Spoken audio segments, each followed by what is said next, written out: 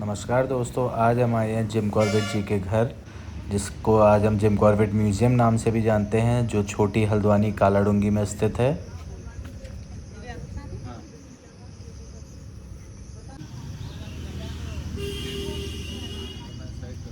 आपको Corbett museum की timings gate के अंदर एंट्री करते ही मालूम हो जाती है, वहीं उसके नीचे उसके रेट्स भी मेंशन है।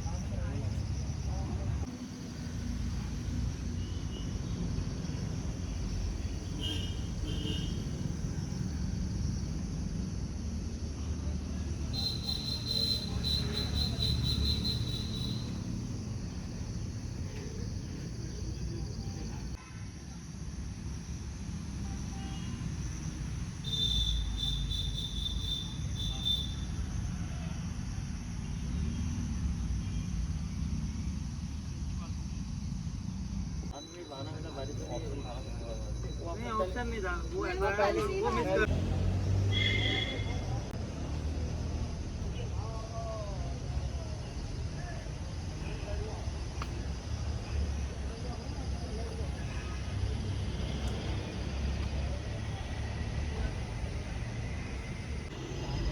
और यहाँ पे आप पाएंगे रुद्राक्ष का पेड़, जिसका महत्व कितना है जीवन में, ये शायद आप सभी लोगों को बताने की ज़रूरत नहीं है।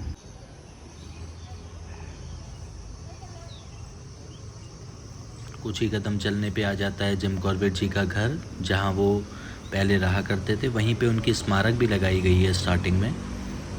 और काफ़ी खुशनसीबी का दिन है हम सभी के लिए कि आज हमारे बीच उत्तराखंड फॉरेस्ट के कुछ लोग भी यहाँ पे आज फील्ड विज़िट के लिए आए हुए हैं।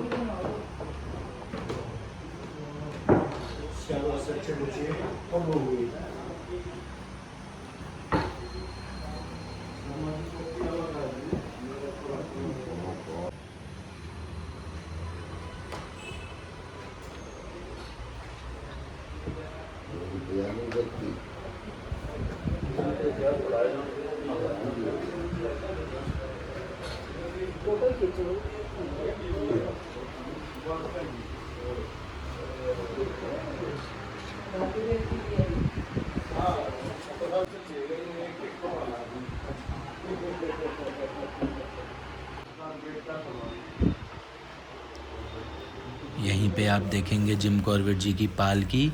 जो हमारे पहाड़ी लोग हैं उन्हें शायद मालूम भी होगा, वहाँ उन्हें कुमाऊनी और गढ़वाली कल्चर में भी ये यूज़ होती है। वहीं आगे उनकी हेड भी रखी हुई है।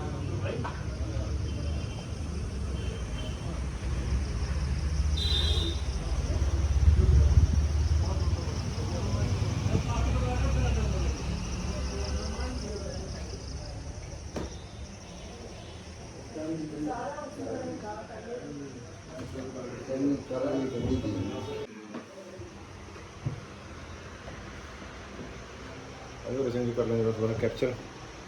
इतनी नज़दीक से कहाँ आ जाएगा आपको।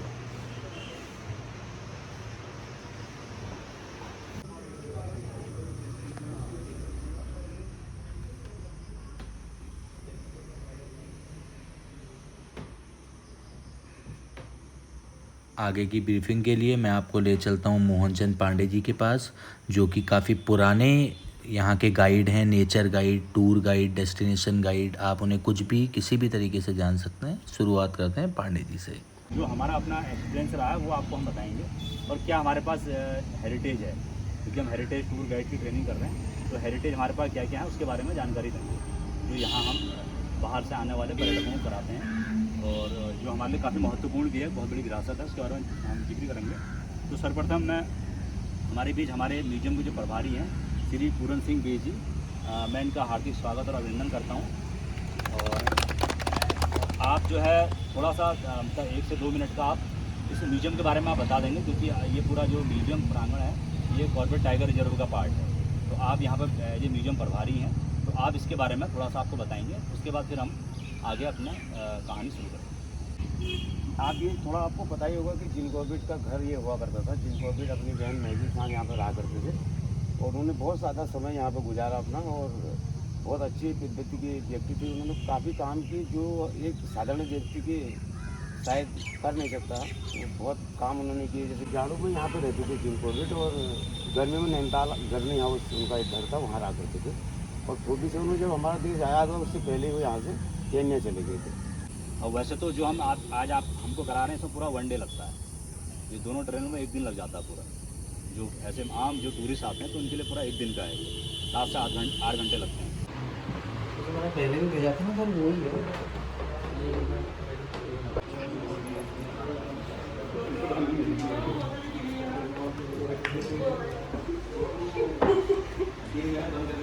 आपको पता होगा कि उन किताबों के नाम याद होने चाहिए सबको, क्योंकि बहुत ज़रूरी है, गाइडिंग में काम आता है ना। जब आपसे कोई पर्यटक पूछ सकता है कि जिम कॉर्बेट किताबों के नाम बताइए, तो वो आपको पता होना चाहिए ना, क्योंकि अब हम तो जिम कॉर्बेट से संबंधित सारी कहानी है यहाँ पर। यहाँ से जिम कॉर्बेट शुरू होते हैं, रामनगर तक कॉर्बेट ही कॉर्बेट रहता है पूरा। तो सब कॉर्बेट पूरी कहानी जिम कॉर्बेट पे ही है। और जिम कॉर्बेट की हिस्ट्री यहीं से शुरू होती है, इतिहास ये है। और जो नेशनल पार्क है उसका लास्ट पॉइंट है, ठीक है। हालांकि वो बहुत बड़ा एक नेशनल पार्क है, वहाँ सफारी की वजह से ज़्यादातर लोग वहाँ रुकते हैं। किसने देखी है चुड़ैल, किसने देखे हैं भूत? हमने तो देखे नहीं, सुने हैं लेकिन। मतलब आप मानते हैं चुड़ैल होती होगी या भूत होते होंगे? सर बिल्कुल मानते हैं? किसी ने देखे हैं आज तक? कैसे देखें? तो चुड़ैल की कहानी सुनेंगे आप लोग? बिल्कुल सुनी है। तो जिम कॉर्बेट ने भी चुड़ैल का जिक्र किया है, और आप कह रहे हैं चुड़ैल होती है, ठीक है। हम सब लोग आपका कहना है कि चुड़ैल होती है, तो चुड़ैल की कहानी सुनाते हैं आपको, ठीक है। तो जिम कॉर्बेट ने एक बुक लिखी है जंगल लॉर्ड। अगर आप देखेंगे जंगल लॉर्ड किताबियाँ लिखी हुई है, जो उनका अपना एक्सपीरियंस रहा जंगल में जाने के दौरान। और वो हम एज ए नेचुरलिस्ट यहाँ पर काम कर रहे हैं, आप नेचर गाइड का काम करेंगे, तो जब आप उनकी किताबें पढ़ेंगे तो आपकी गाइडिंग में एक वो एड ऑन चीज़ हो जाएगी। और अगर आप गाइडिंग करेंगे तो आपको पता लगा कि हमको ऑटोमेटिक कहाँ से शब्द मिल रहे हैं। तो आपका जो शब्दकोश है गाइडिंग का, वो कॉर्बेट की किताब पढ़ने के बाद आपका शब्दकोश बढ़ जाएगा। तो आप आज आप पूरा इसको विजिट करेंगे तो यकीनन जितना लोग गाइडिंग का काम आप कर रहे हैं, तो सब लोगों की गाइडिंग में फ़र्क देखेंगे आप खुद महसूस करेंगे कि आज हमने जो विजिट किया इसका हमको फ़ायदा मिला गाइडिंग करने के दौरान। तो शुरू करते हैं चुड़ैल की कहानी। तो जिम कॉर्बेट ने जंगल लॉर्ड बुक में लिखा है कि वो अपने ये इनका घर है जिम कॉर्बेट का, विंटर हाउस है। तो जिम कॉर्बेट यहीं बैठे हुए थे यहाँ पे ना।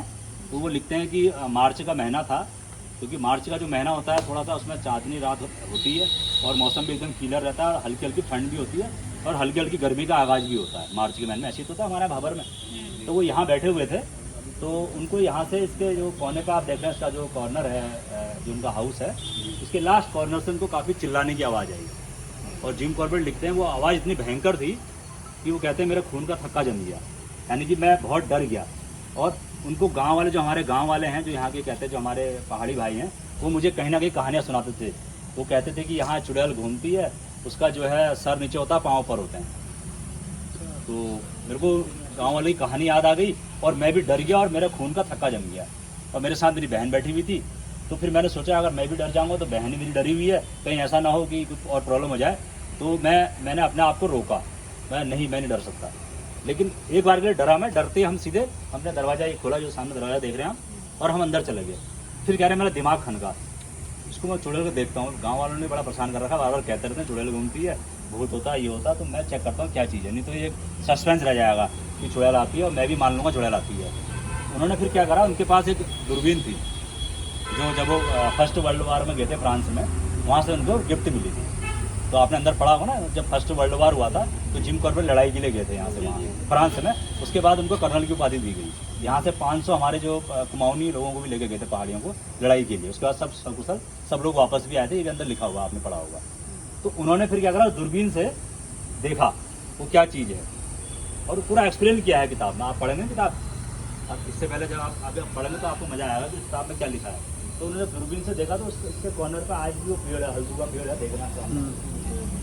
हल्दू, जिसके नाम का हल्द्वानी पड़ा हुआ है, ये जो हल्दू का पेड़ है, ये मतलब जिस समय वो पेड़ था, ये वो पेड़ एकदम वो तो नहीं है, लेकिन उसी की ब्रांच है।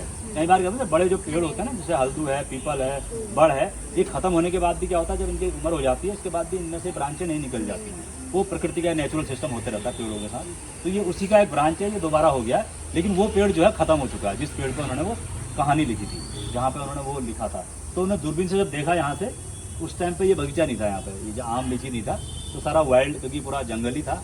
जंगल तो आज भी, लेकिन आज फिर भी आप देख रहे हैं यहाँ पर बहुत सारे लोग रह रहे हैं, घर बन गए, उस समय इतने घर भी थे यहाँ पर। तो उन्होंने उसको देखा दूरबीन से और उसके बारे में एक्सप्लेन किया है। उसने लिखा कि उसकी वो जो है काफ़ी बड़ा था, और वो कहते हैं वो आवाज़ ना मैंने उससे पहले सुनी थी कभी, ना कभी उसके बाद सुनी। तो मेरे लिए एक बहुत बड़ा मतलब वो हो गया था चैलेंज कि मैं रिसर्च करूँ ये क्या चीज़ है। तो फिर उन्होंने उसके बारे में लिखा हुआ है। तो क्या होगा वो, और लोग बताइए। हाँ? क्या चुड़ैली होगी या आउल होगा या कोई अन्य होगा? चुड़ैली होगी, बोलो आवाज़ आ रही है। हैं?